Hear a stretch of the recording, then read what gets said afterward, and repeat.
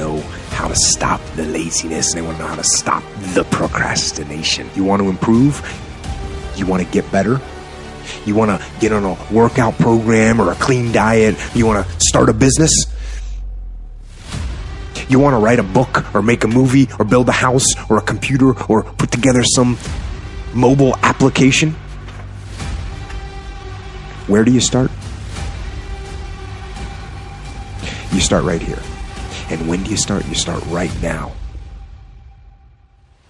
Sometimes your life will be in a slump, just like sports. Some of the best shooters can't hit baskets different times in games. They get in a slump. Do they sit on the sideline and say, I just didn't hit a basket today? No, they continue to execute. I suggest to you that if you are facing a challenge, don't stop. Stay busy. Work your plan. Continue to do those things that you know that work for you after you have evaluated yourself in the situation. Continue to move. Stay busy, stay busy, stay busy. Do not take the easy way out. Do not give up based on instinct. If you are forced to stand down, to retreat, so that you can rebuild and reattack, so be it. But make that decision based on logic, not on the instinct of surrender and defeat. Get up. Go. Fight on. Every leader I have ever known had a dream, had a vision. In fact, I would say to you, if you're not seeing what could be and what you would like to have, I would say you probably are not a leader. But what I've discovered about dreams is this: dreams are free, but the journey isn't. And so leaders go beyond just having a dream. They go beyond having a wish list, sitting around a table and kind of hoping something might come to pass.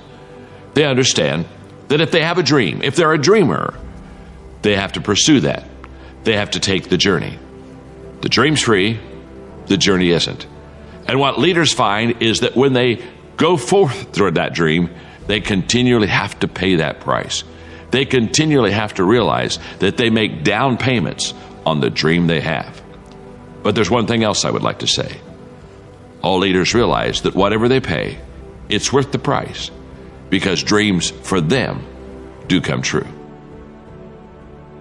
The Newtonian world is all about the predictable. It's all about predicting the future.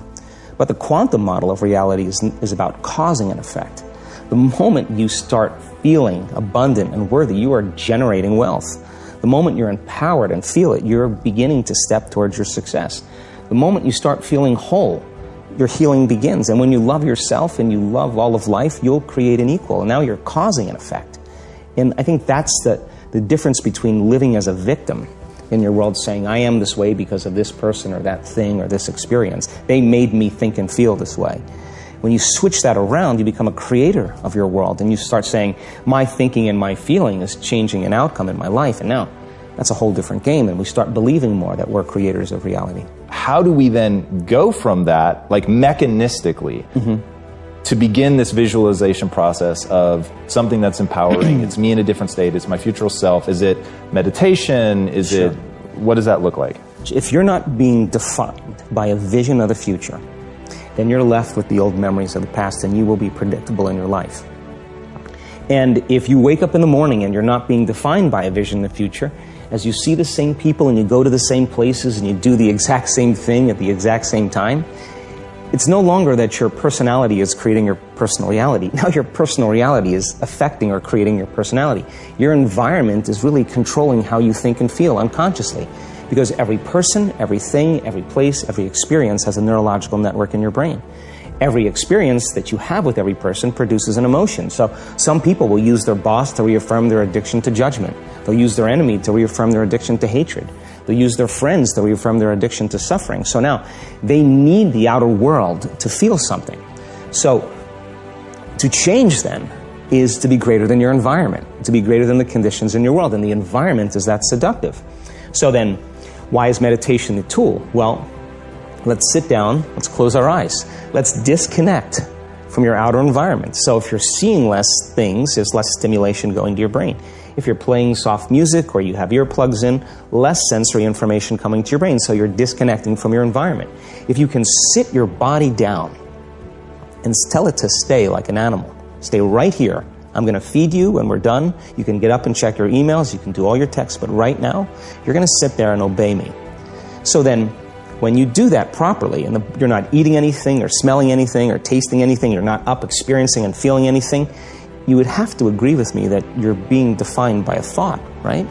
So when the body wants to go back to its emotional past, and you become aware that your attention is on that emotion, and where you place your attention is where you place your energy, you're siphoning your energy out of the present moment into the past, and you become aware of that, and you settle your body back down in the present moment, because it's saying, well, it's 8 o'clock, you normally get upset because you're in traffic around this time, and here you are sitting, and we're used to feeling anger, and you're off schedule. Oh, it's 11 o'clock, and you usually check your emails and judge everybody. Well, the body's looking for that predictable chemical state. Every time you become aware that you're doing that, and your body is craving those emotions, and you settle it back down into the present moment, you're telling the body it's no longer the mind, that you're the mind, and now your will is getting greater than the program. And if you keep doing this over and over again, over and over again, over and over again, just like training a stallion or a dog, it's just going to say, I'm going to sit. And the moment that happens, and the body's no longer the mind, when it finally surrenders, there's a liberation of energy. We go from particle to wave, from matter to energy, and we free ourselves from the chains of those emotions that keep us in the familiar past. And we've seen this thousands of times. In fact, we can actually predict it now on a brain scan. I don't care how good you are. I don't care how talented you are. I don't care how much you work on yourself. There are some times when things aren't going to go right. They just are not going to go right. There are times when anything that can happen will happen. Murphy's Law will be knocking at your door. Why? I don't know why. That's called life. Greatness is not this wonderful, esoteric, elusive, God-like feature that only the special among us will ever taste. You know, it's something that truly exists in all of us. It's very simple. This is what I believe, and I'm willing to die for it. Now you have to set the new stage. Now you have to set the new mark. And be greater than you was yesterday. Realize that you are walking above ground for a reason. 2019 may have had its ups and downs, but you did not stay down. You knew what you had to do to get up, so you got up. I know the outcome, I know the purpose, and I look for leverage. Leverage is different than delegation. What's the problem with delegation? Delegation is you have all that needs to be done, so you give it to someone else, and you tell them what needs to be done, and when they don't do it, you're pissed off. Leverage says, I can move the biggest boulder in the world with a little bit of effort if I got something I can do it with, and I'm still part of it. So leverage is, if I'm going to leverage something here with Tom, I'm going to make sure Tom understands the what? The outcome. I want to make sure Tom understands the purpose, the why, and the action. But I might say to Tom, if you get this done without this action or better action, go for it, baby. And I want to talk to you on this date. We got to promise them we're going to check in before it's needed. So there's no surprises. If you're having problems, Tom, come back to me because we're partners on this. That I call leverage. And you know what I do when I have no time? There is time. I just got to leverage it. I'll say I have no one to leverage it to. You know, Shane over here, right? I got all the stuff he wants to do, can't leverage it. But Shane's answer was, hire somebody, then he thinks about what it's going to take and goes, $125,000, can't do that now. He's getting caught up in one way to get the outcome. Leverage. He goes to his list and goes, what if I got somebody to do 20% of this stuff? I could spend 20 grand to get that much freedom. I could pay for it times 10. And if I'm really productive, my productivity should enhance the world, not only my clients and customers, but it should provide jobs for other people. And if there's anything you hate to do, it's because you're either ineffective at it or you don't think it's very important, but it is urgent. So you need to hire somebody for those things. And ideally, somebody who loves that job. You're never going to grow when your time is eaten up for activities that aren't that important. Activity without high levels of purpose is the drain of your fortune. Do it now. If you can't get it all now, do a part of it now. Leverage is power. Leverage is ultimate power.